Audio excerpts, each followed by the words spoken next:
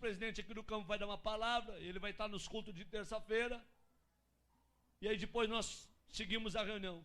Quando eu fui dar uma palavra, 2 pastores e um evangelista falaram: pastor, antes que o senhor fale qualquer coisa, nós temos um problema aqui na igreja. Eu falei: qual é o problema, querido? Nós temos aqui um rapaz aqui que tudo que é culto perturba. No horário do culto fica correndo, virando banco, e ninguém adverte esse rapaz. Nós queremos que o senhor coloque ordem na casa no culto de ensinamento na terça-feira. Falei: tá bom, queridos, e o que vocês querem que eu faça? E 3 obreiros disseram: nós queremos que o senhor mande esse rapaz ficar sentado para ouvir a palavra e chame a atenção dele em público. Eu falei: mas isso daí para mim é mole.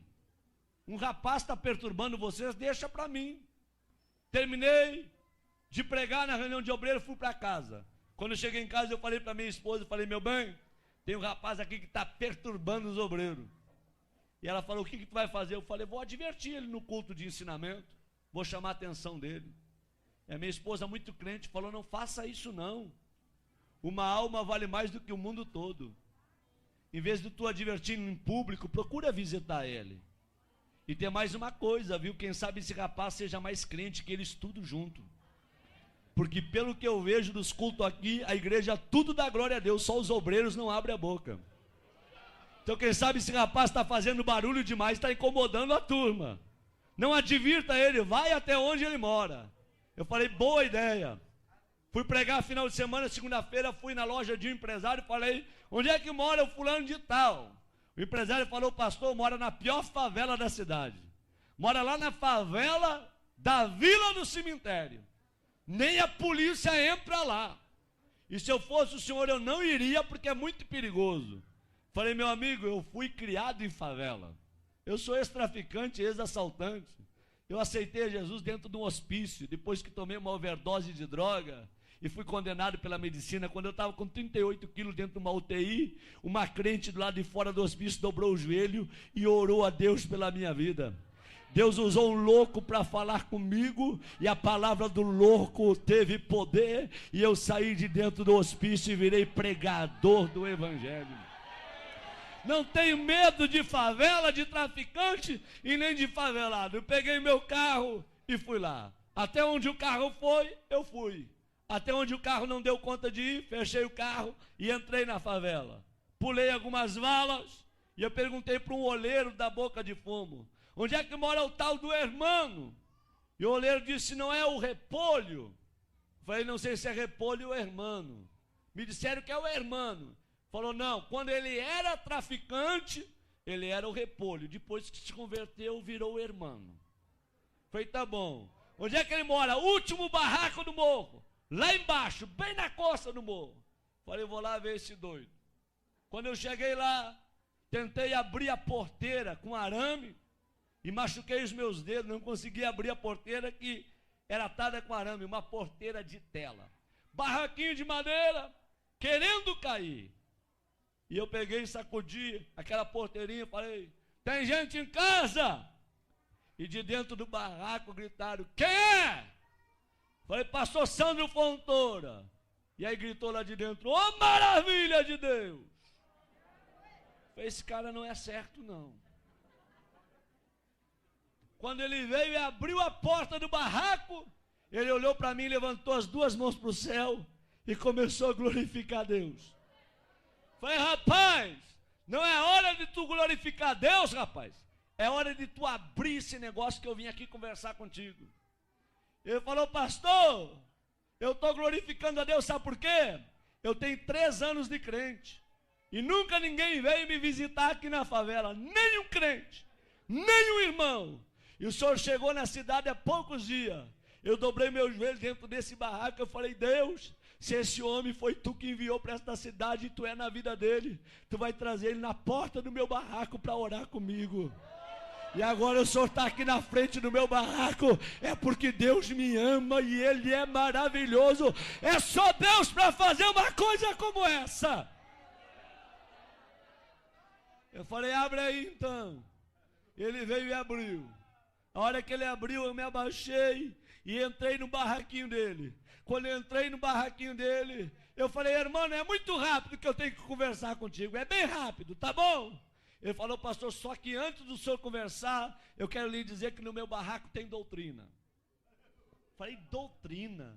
Ele disse, é doutrina. Qual é a doutrina do teu barraco? Qualquer pessoa que entra aqui dentro, antes de conversar, tem que orar. Essa é a doutrina. Tá bom? Falei, tá bom. Vamos orar? Eu falei, vamos. Quem que ora? Ele disse, pode ser eu, pastor? Pode, ora então. Ele levantou as duas mãos para o céu e falou, papai. Quando ele falou papai, eu vi que ele tinha intimidade. E quando ele começou a orar, eu arrepiei. Do pé até o caco da cabeça. E o Espírito Santo veio na minha orelha e falou, ei, abre o teu olho com que tu vai conversar com o irmão, tá? Porque em 3 anos ninguém visitou ele.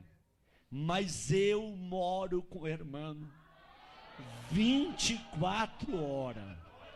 Eu sou apaixonado pelo irmão. E o irmão é apaixonado por mim. Eu senti Deus no local. Quando ele abriu os olhos, em lágrimas, ele me falou, posso lhe mostrar o meu barraquinho? É uma peça e o banheiro dividido com essa cortina. Eu falei, pode. Ele falou, aqui está o fogão a lenha, porque eu não tenho fogão a gás, mas a chapa está brilhando. Puxou a cortina, aqui está minha cama, meu criado mudo. É o tudo que eu tenho. Vem no meu banheirinho. Quando cheguei no banheirinho dele, uma janela de madeira de correio, eu puxei a janela. Fiquei olhando o precipício lá embaixo. Quando eu olhei para os meus pés, um buraco entre a madeira, e eu vi que a madeira estava sobre o precipício. Falei, irmão, se quebrar essa madeira eu caio de espinhadeira abaixo. Ele falou, cai, pastor. Eu pulei fora. Falei, tu tá doido?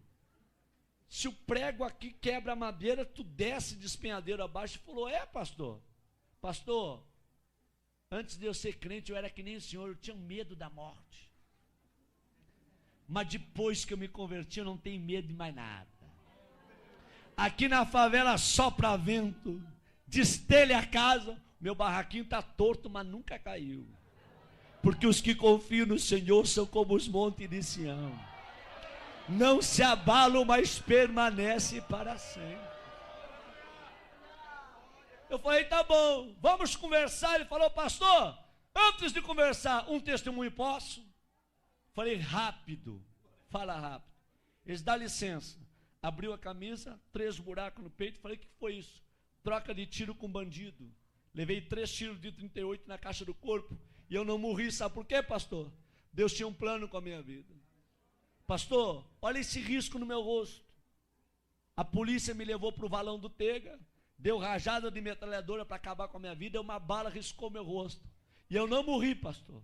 Porque Deus tinha um plano com a minha vida. Pastor, está vendo esse buraco do outro lado, no braço?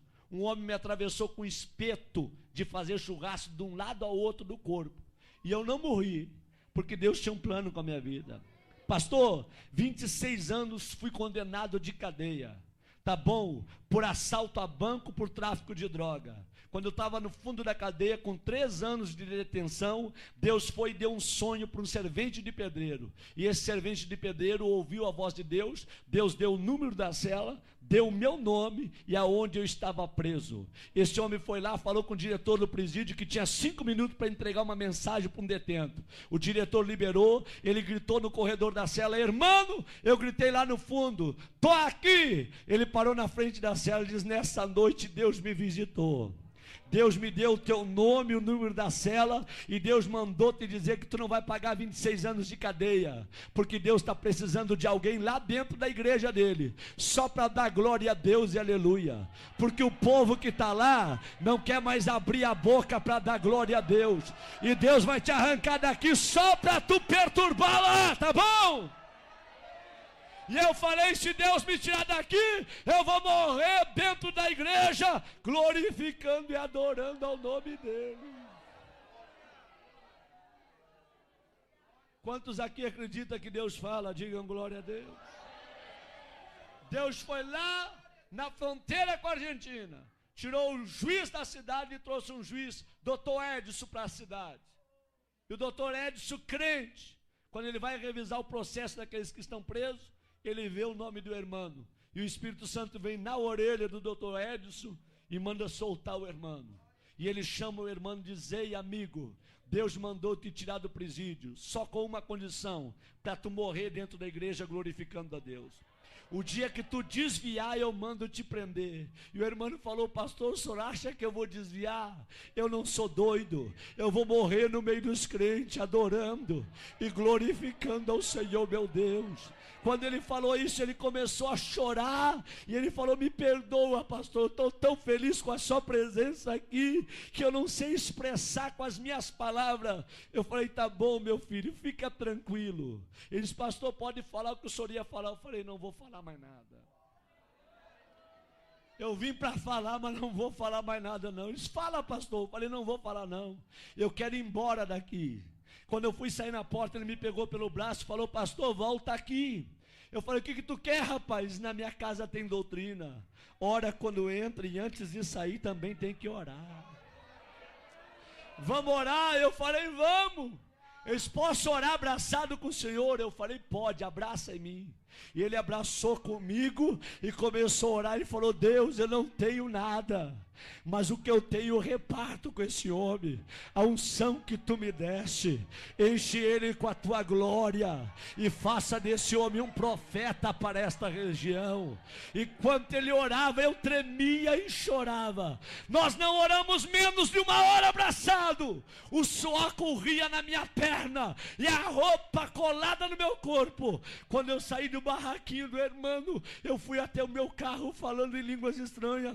Quando eu entrei dentro do meu carro, eu fui até a minha casa falando línguas estranhas. Quando eu cheguei na minha casa, minha esposa falou: o que aconteceu contigo?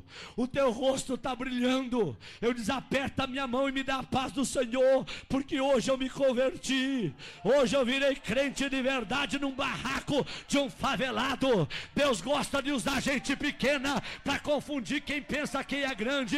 Abre a tua boca nesta noite e manda a glória para cima. Quantos aqui vieram receber poder e o céu do Espírito Santo nesta noite aqui, hein?